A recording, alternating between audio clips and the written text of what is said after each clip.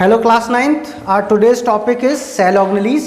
ठीक है, the various cell organelles that are present in cytoplasm or in the cell. Cell organelles को start करने से पहले जो अलग अलग सेल ऑर्गेनेल्स हम देखेंगे उनको स्टार्ट करने से पहले एक चीज़ बिल्कुल क्लियर कर लीजिए दिमाग में. फर्स्ट ऑफ ऑल आप ये ध्यान रखिए कि सेल ऑर्गेनेल्स यूकैरियोट्स में प्रेजेंट होती है, प्रोकैरियोट्स में प्रेजेंट नहीं होती. प्रोकैरियोट्स में सिर्फ एक ही तरह की सेल ऑर्गेनेल प्रेजेंट होती है एंड दैट इज राइबोसोम. ठीक है, तो सबसे पहले तो हम ये ध्यान रखेंगे कि हर सेल ऑर्गेनेल्स में ये कॉमन एक्सेप्शन आएगा कि भाई यूकैरियोट में होती है, प्रोकैरियोट में नहीं होती है. राइबोसोम को छोड़ के राइबोसोम होता है प्रोकैरियोट में. सेकेंडली आप ये ध्यान रखिएगा कि यूकैरियोट्स में भी एक सेल है. यूकैरियोट्स में जो मैमल्स हैं, हम हैं जैसे mammals which are mammary glands, उनके अंदर जो आरबीसीज होते हैं that is red blood cells, उनमें भी ज़्यादातर सेल ऑर्गेनेल्स नहीं पाई जाती है. ठीक है, जिससे कि उनकी ऑक्सीजन कैरिंग कैपेसिटी बढ़ जाए. ठीक है, तो प्रोकैरियोट्स में सेल ऑर्गेनेल्स नहीं मिलेंगी एक तो, और एक मैमेलियन आरबीसी में भी ज़्यादातर सेल ऑर्गेनेल्स आपको नहीं मिलेगी. ये कॉमन चीज़ ध्यान रखिएगा जिससे कि आपको बार बार रीड आउट नहीं करना पड़े उसको. ठीक है, तो समझिएगा सबसे पहले जो सेल ऑर्गेनेल्स हमारे आ रही है वो कौन सी है, that is endoplasmic reticulum, ER वो बोलते हैं शॉर्ट में. Discovered by porter, made up of tubules, cisternae and vesicles. Tubules ये इलोंगेटेड ट्यूब्स होती हैं, सिस्टर्ने ये ब्रांच्ड होती हैं, और वेसिकल्स स्मॉल मेम्ब्रेनिक स्ट्रक्चर्स होते हैं.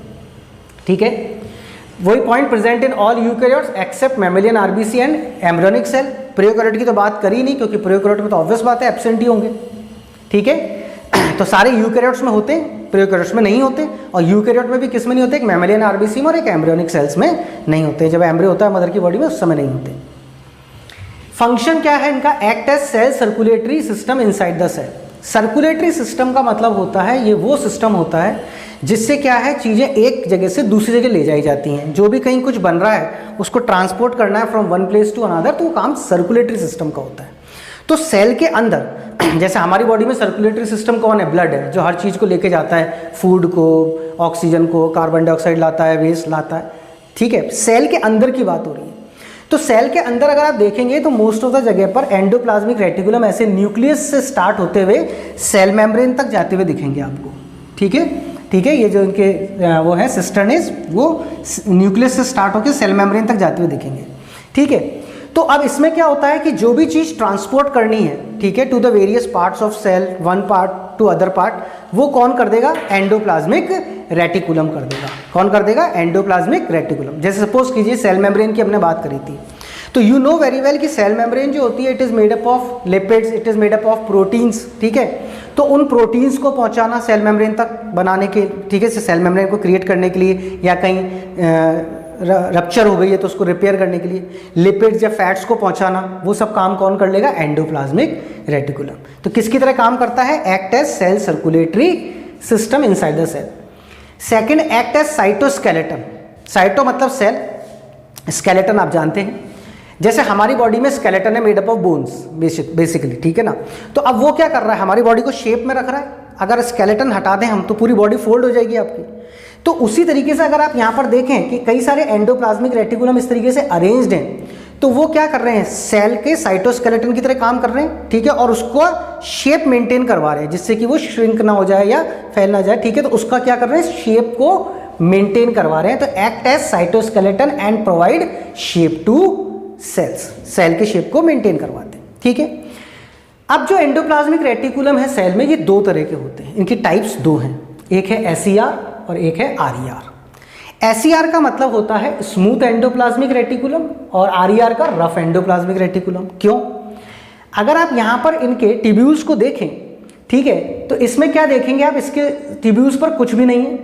जबकि आप रफ एंडोप्लाज्मिक रेटिकुलम पे देखेंगे तो यहाँ पर क्या लगे हुए हैं, राइबोसोम्स लगे हुए हैं. अब राइबोसोम्स की प्रेजेंस की वजह से ये कैसा हो गया, रफ हो गया, जबकि ये कैसा है, सरफेस स्मूथ, इसलिए ये एसईआर और ये आरईआर. ठीक है, फंक्शन में भी देखेंगे तो राइबोसोम एब्सेंट होते हैं इनमें राइबोसोम प्रेजेंट होते हैं. क्लियर. अगर फंक्शन में देखेंगे तो ये क्या बनाते हैं, लिपिड सिंथेसिस में हेल्प करते हैं, that is fats, that is fats. और इनके ऊपर क्योंकि राइबोसोम्स हैं और राइबोसोम्स का मेन फंक्शन प्रोटीन बनाना है, they are called protein factories of the cell, तो इनका मेन फंक्शन भी क्या है, हेल्प इन प्रोटीन सिंथेसिस. तो एसईआर राइबोसोम नहीं होता, लिपिड सिंथेसिस में हेल्प करता है. आरईआर राइबोसोम होता है और ये प्रोटीन सिंथेसिस में हेल्प करता है। तो this is all about the endoplasmic reticulum. ठीक है, क्या है, किससे बना हुआ है, made up of tubule, cistern, vesicles. ठीक है, फंक्शंस क्या है, सेल सर्कुलेटरी सिस्टम का, साइटोस्केलेटन का काम करता है, और इसकी टाइप्स क्या है, that is SER and RER।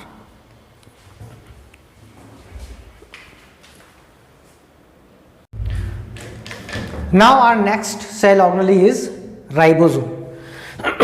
जब हम राइबोसोम्स की बात करते हैं तो राइबोसोम्स आपको मालूम है, राइबोसोम प्रोकैरियोट्स में भी होते हैं और यूकैरियोट्स में भी होते हैं।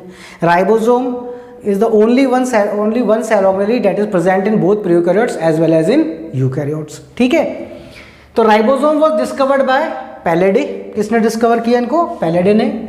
स्मॉलेस्ट राइबोन्यूक्लियोप्रोटीन पार्टिकल्स, किसी भी सेल में मिलने वाले सबसे छोटे राइबोन्यूक्लियोप्रोटीन पार्टिकल्स का मतलब क्या है, राइबोन्यूक्लियो पार्टिकल्स का मतलब होता है,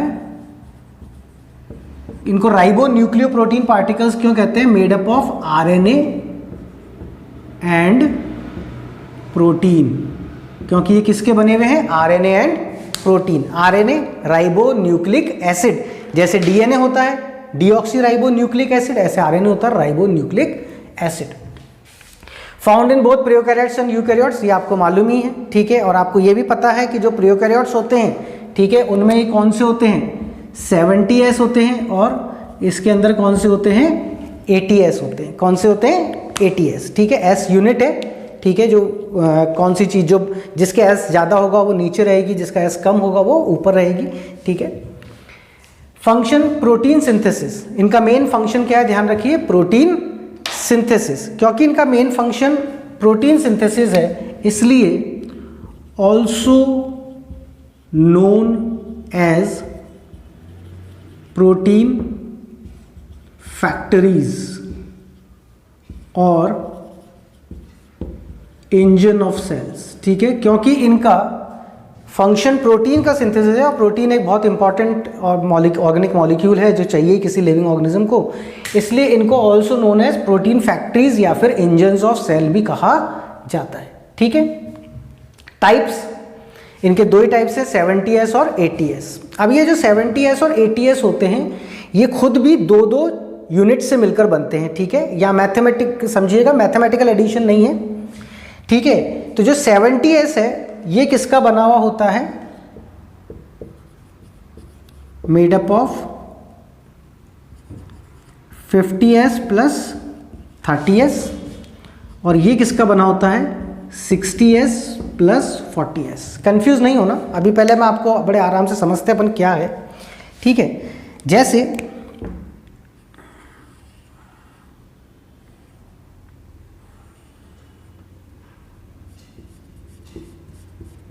ठीक है, ये कितने से बना हुआ है, इन दो यूनिट से बना हुआ है। ऐसे ही ये भी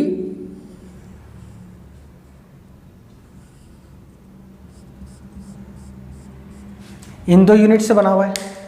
अब अगर आप इन दोनों यूनिट्स को अलग अलग कर देंगे तो ये कितने का आएगा, 50S का, और ये कितने का आएगा, 30S का। ऐसे अगर आप इन दोनों सब यूनिट्स को अलग अलग कर देंगे तो ये कितने का आएगा, 60S का, और ये कितने का आएगा, 40S का। लेकिन जब आप ये दोनों कंबाइन हो जाते हैं टू मेक राइबोसोम, तो इन दोनों का सम कितना हो जाता है, ठीक है, 70। डोंट गो कंफ्यूज मत होना कि 50-30 तो 80 होता है। कम अलग अलग करने पर 50-30 है, लेकिन ऐड करने पर 70। इनका अलग अलग करने पर कितना है, 60-40, लेकिन ऐड करने पर कितना है, 80। ठीक है, क्योंकि मैथमेटिकल प्लस माइनस नहीं है। ठीक है, और आपको मालूम है कि ये वाले किस में मिलते हैं, प्रोकैरियोट्स में, और ये वाले किस में मिलते हैं, यूकैरियोट्स में। तो हर राइबोसोम जो होता है it is made up of 2 सब यूनिट्स। ठीक है, 70S वाला किसका, 50 और 30 सब यूनिट से मिलकर बना हुआ है, और 80S वाला 60 और 40 से मिलकर बना हुआ है। ठीक है, ठीक है, आगे हम S को, ये जो S है that is called sedimentation coefficient, कि अगर आप एक सेंट्रीफ्यूगेशन टेक्निक होती है जिसमें आप सपोज कीजिए टेस्ट ट्यूब में कुछ डाल के घुमाते हैं, तो क्या होता है, नॉर्मली भारी चीज़ें नीचे हो जाती हैं और हल्की ऊपर आ जाती हैं। तो हर चीज़ का अपना एक सेडिमेंटेशन कॉफिशिएंट है सेल ऑर्गेनेलीज का। तो सपोज कीजिए जैसे 80S और 70S दोनों हैं, तो 80 वाला नीचे रहेगा, 70 वाला ऊपर रहेगा, इस तरीके से चलता है, बट इतनी डिटेलिंग जरूरत नहीं है। नेक्स्ट हमारा जो आता है that is Golgi bodies. Next cell organelle कौन है? Golgi bodies, discovered by Camillo Golgi, जैसा कि नाम बता रहा है यहाँ पर, ठीक है। Present in all eukaryotes, prokaryotes में तो होगा ही नहीं, और मैमेलियन आरबीसी में भी नहीं होता। Made up of cisternae, vacuoles and vesicles. किसका बना होता है ये? सिस्टर्ने, वैक्यूल्स एंड वेसिकल्स, ठीक है। कुछ इस तरीके का स्ट्रक्चर होते हैं ये,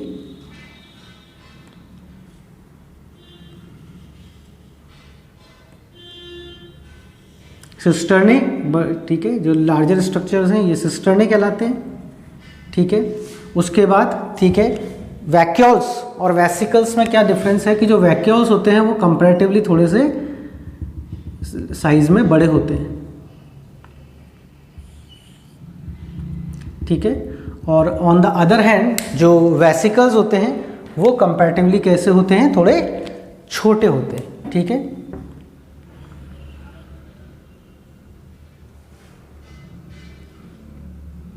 ठीक है, तो ये क्या है? ठीक है, तो ये क्या हो गया आपका? ठीक है, इसको अगर हम लेबल करेंगे तो ये आपके कौन हो गए? दैट इज सिस्टर्ने, ठीक है। ये कौन हो गया? वैक्यूल्स, ठीक है। और ये कौन हो गए आपके? वेसिकल्स। कौन हो गए? वेसिकल्स। और ये दो सिस्टर्ने के बीच में आपको खाली जगह दिख रही है, तो इसको हम क्या कह देते हैं? Inter cisternal space. क्या कह देते हैं? इंटर सिस्टर्नल स्पेस, यानी दो सिस्टर्नों के बीच का खाली स्पेस, ठीक है। तो मेड अप ऑफ सिस्टर्ने, ये दिख रहे हैं ब्लू में, वैक्यूल्स रेड में, वेसिकल्स ब्लैक में, ठीक है। Functions involve in cell secretion, कि सेल में जो चीज़ें बनी हैं उनकी पैकिंग करना और उनको पहुंचाने के लिए। Forms acrosome of sperm, lysosome बनाते हैं ये, लाइजोजोम हम आगे पढ़ेंगे, ठीक है। एक्रोजोम ऑफ स्पर्म थोड़ा सा मैं आपको नॉलेज के पॉइंट ऑफ व्यू से बता देता हूँ। स्पर्म आपको मालूम होगा, आपने सुना होगा, दैट इज मेल गैमेट होता है, ठीक है। तो जैसे सपोज कीजिए मैंने कोई स्पर्म बनाया, एक स्पर्म का स्ट्रक्चर बना रहा हूँ मैं आपके लिए यहाँ पे एक रफ स्केच की तरह। ये स्पर्म है, ठीक है ना। ये कौन है? स्पर्म। ये क्या है? न्यूक्लियस, जिसको हमारे को फीमेल एग में पहुँचाना है, ठीक है। तो उसके लिए क्या करता है? फीमेल एग जो होता है उसकी पहले वॉल को रप्चर करना पड़ेगा, तोड़ना पड़ेगा, जिससे कि वो न्यूक्लियस, स्पर्म का न्यूक्लियस अंदर जा पाए। तो उसी के लिए क्या होता है, यहाँ पर आगे एक स्ट्रक्चर होता है जिसको हम क्या कहते हैं? एक्रोजोम। क्या कहते हैं? एक्रोजोम। इसके अंदर डाइजेस्टिव एंजाइम्स होते हैं। क्या होते हैं? Digestive enzyme. तो ये जाता है, एग पर टकराएगा तो एक्रोजोम फट जाएगा, एक्रोजोम में से एंजाइम्स निकलते हैं, वो उस वॉल को तोड़ देंगे और फिर पीछे से न्यूक्लियस अंदर चला जाएगा। एक्रोजोम अपने आप में एक बड़ा लाइजोजोम भी कह सकते हैं। लाइजोजोम जो हम आगे देखेंगे सेल ऑर्गेनेली में, तो बड़ा लाइजोजोम भी है जिसमें क्या होते हैं? डाइजेस्टिव एंजाइम्स होते हैं जो एग की वॉल को तोड़ देता है, जिससे कि ये जो न्यूक्लियस है स्पर्म का वो एग के अंदर जा सके। And help in formation of cell wall. Cell wall आपको मालूम है प्लांट सेल में होती है, तो ये किस में हेल्प करता है? Help in formation of cell wall, ठीक है। This is all about the ribosome and Golgi bodies.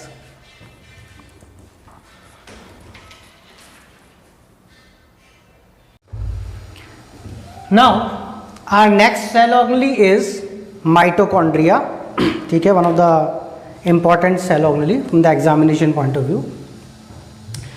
Mitochondria was discovered by Kolliker and its name mitochondria was given by C. Benda. Facts हैं ये तो। Structure की अगर हम बात करें, यहाँ पर हम स्ट्रक्चर बनाएंगे भी, ठीक है, यहाँ पर डिस्कस करेंगे, यहाँ पर बनाते जाएंगे, so you can have an idea diagram कैसे बनेगा। Surrounded by two membrane, outer and inner, ठीक है। ये दो मेम्ब्रेन से सराउंडेड होता है, आउटर और इनर, ठीक है, ठीक है। तो ये बनाया मैंने, तो this is our outer membrane, ठीक है। ये क्या है? हमारी आउटर मेम्ब्रेन, ठीक है। एंड इनर मेम्ब्रेन, ठीक है। अब इनर मेम्ब्रेन में एक खास बात क्या है, देखिए, inner membrane is produce into finger like projections. Inner membrane के अंदर छोटे छोटे फिंगर लाइक प्रोजेक्शंस होते हैं, कॉल्ड क्रिस्टे, जिनको हम क्या बोलते हैं? क्रिस्टे। तो वो देखिए कैसे बनेगा। ये मैं इनर मेम्ब्रेन बना रहा हूँ, तो इसमें बीच बीच में मैं क्या करूँगा? इस तरीके से एक फिंगर लाइक प्रोजेक्शंस बनाऊंगा, ठीक है। बीच बीच में एक थोड़े थोड़े से डिस्टेंस पर we will made a finger like projections, ठीक है। कहीं पर भी बना सकते हैं आप, छोटा बड़ा करके भी, ठीक है। इनको हम क्या कहते हैं, these finger like projections are called cristae, ठीक है। क्या कहते हैं, क्रिस्टे, ठीक है। तो these finger like projections are called cristae. तो ये हमारी इनर मेम्ब्रेन हो गई। आप देख सकते हैं आउटर मेम्ब्रेन बिल्कुल स्मूथ है, लेकिन इनर मेम्ब्रेन स्मूथ नहीं है, क्योंकि उसमें फिंगर लाइक प्रोजेक्शंस हैं, जिन्हें हम क्या कहते हैं, क्रिस्टे। क्या बोलते हैं, cristae. This finger like projections are called cristae, ठीक है। Cristae are studded with, cristae पर क्या स्टडेड मतलब क्या लगे होते हैं, are studded with regularly placed knob like particles. Knob like particles कौन होते हैं, जैसे आपने देखा होगा हैंडल्स, डोर हैंडल्स होते हैं नॉब लाइक, ऊपर से मोटा फिर नीचे पतला हो जाता है, knob like particles called F1 particles या फिर ऑक्सीजोम्स, ठीक है। F1 पार्टिकल्स या फिर ऑक्सीजोम्स। इन F1 पार्टिकल और ऑक्सीजोम्स में एंजाइम्स होते हैं जिससे कि माइटोकॉन्ड्रिया क्या कर सके, ATP बना सके, जो हमारे को उसका फंक्शन है वो हम बात करेंगे, ठीक है। तो हर जो क्रिस्टे हैं, सब क्रिस्टों पर अपन किसी एक पर देख लेते हैं, आप बना सकते हैं, ठीक है। तो जैसे इस पर देखा मैंने, ठीक है, तो इसके ऊपर क्या है, ये नॉब लाइक पार्टिकल्स, बहुत सारे नॉब लाइक पार्टिकल्स, ठीक है। ये जो नॉब लाइक पार्टिकल्स हैं, इनको हम क्या कहते हैं, F1 पार्टिकल्स या ऑक्सीजोम्स, ठीक है। क्या कहते हैं, F1 पार्टिकल्स या फिर ऑक्सीजोम, ठीक है। इनके अंदर, ठीक है, ATP बनाने के लिए जो ATP सिंथेटेज एंजाइम चाहिए होता है वो इनके अंदर ही होता है, ठीक है। तो आउटर मेम्ब्रेन होती है जो स्मूथ होती है, इनर मेम्ब्रेन जिसके अंदर इट इज, ठीक है, जिसमें फिंगर लाइक प्रोजेक्शंस होते हैं, जिन्हें हम क्या कहते हैं, क्रिस्टे। और क्रिस्टे के ऊपर क्या होते हैं, ठीक है, नॉब लाइक पार्टिकल्स होते हैं, जिनको हम क्या कहते हैं, F1 पार्टिकल्स या फिर oxysomes. That is how you can draw on each and every cristae. सब क्रिस्टे पे आप बना सकते हैं, ठीक है। तो ठीक है, mitochondria contain ribosome and naked DNA in their matrix, ठीक है। यहां पर अगर आप देखें तो ये पूरा इसके अंदर फ्लूइड भरा हुआ है, ठीक है। तो इसके अंदर आपके पास क्या होता है, राइबोसोम्स भी होते हैं। राइबोसोम सेल ऑर्गेनेली है, जो सेल साइटोप्लाज्म में तो होता ही है, लेकिन साथ साथ में सेल ऑर्गेनेली माइटोकॉन्ड्रिया के अंदर भी राइबोसोम है। और इसके सिवा इसमें क्या होता है, नेकेड डीएनए, ठीक है। नेकेड डीएनए कहाँ मिलता है, न्यूक्लियस में, लेकिन दो सेल ऑर्गेनेलीज ऐसी हैं जिनके अंदर डीएनए भी मिलता है, ठीक है। वो क्या, कौन सी, एक तो माइटोकॉन्ड्रिया जो पढ़ रहे हैं, और एक हम जो बाद में पढ़ेंगे दैट इज क्लोरोप्लास्ट। तो ये क्या है, नेकेड डीएनए। नेकेड डीएनए आपको ध्यान हो, जैसा हमने प्रोकैरियोट्स में पढ़ा था, जिनके अंदर हिस्टोन प्रोटीन्स नहीं होते हैं, ठीक है। प्रॉपर डीएनए जो मिलेगा वो तो आपको ऑब्वियस बात है कहाँ मिलेगा, न्यूक्लियस के अंदर मिलेगा, ठीक है, डबल हेलिकल वगैरह, ठीक है। यहाँ पर जो मिलता है वही प्रोकैरियोट जैसे डीएनए होता है, वो सर्कुलर और नेकेड डीएनए मतलब जिनमें हिस्टोन प्रोटीन्स नहीं होते हैं। पर डीएनए होने का एक बहुत बड़ा एडवांटेज माइटोकॉन्ड्रिया को क्या है, DNA is responsible for the replication.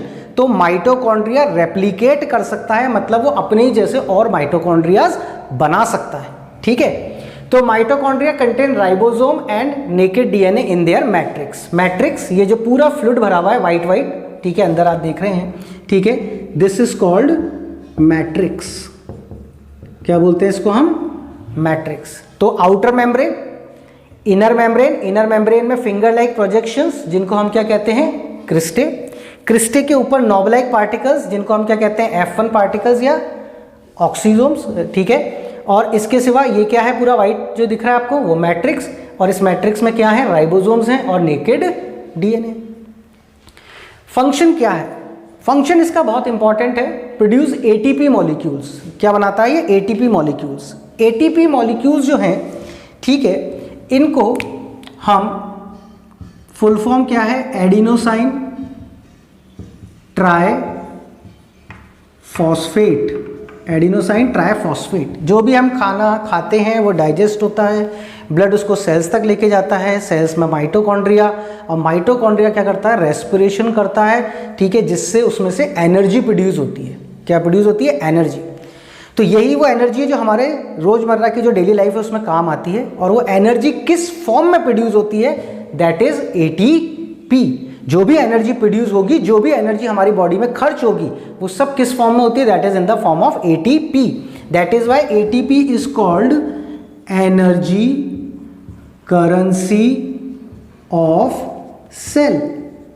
ठीक है, इसीलिए एटीपी को या एडिनोसिन ट्राइफॉस्फेट को हम क्या कहते हैं?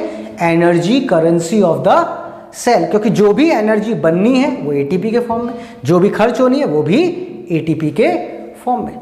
तो produce ATP molecules by cellular respiration, यानी इनडायरेक्टली माइटोकॉन्ड्रिया क्या बना रहा है? आपके लिए एनर्जी बना रहा है। इसीलिए इसको, ठीक है, also known as powerhouse of the cell. ठीक है, इसीलिए इसको माइटोकॉन्ड्रिया को क्या बोलते हैं? Powerhouse of the cell.